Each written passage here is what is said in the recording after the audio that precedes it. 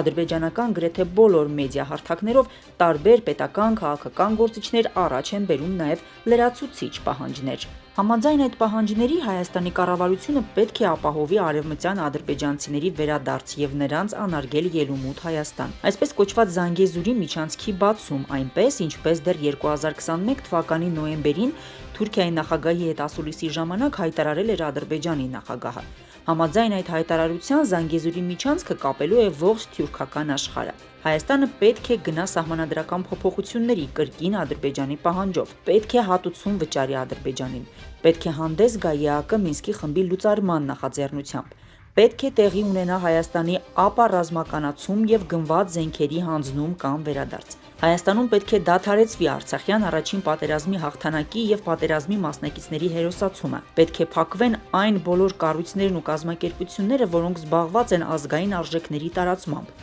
Ըստ ադրբեջանական իշխանական քարոզչության սրանք այն խնդիրներն են, որ պետք է լուծվեն խաղաղության համաձայնագրի ստորագրումից դուրս եւ նախքան դրա ստորագրումը։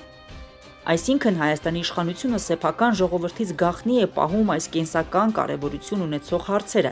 Նպատակը մեկն է՝ իշխանության մնալու մոլեռանդությամբ թաքցնել իրականությունը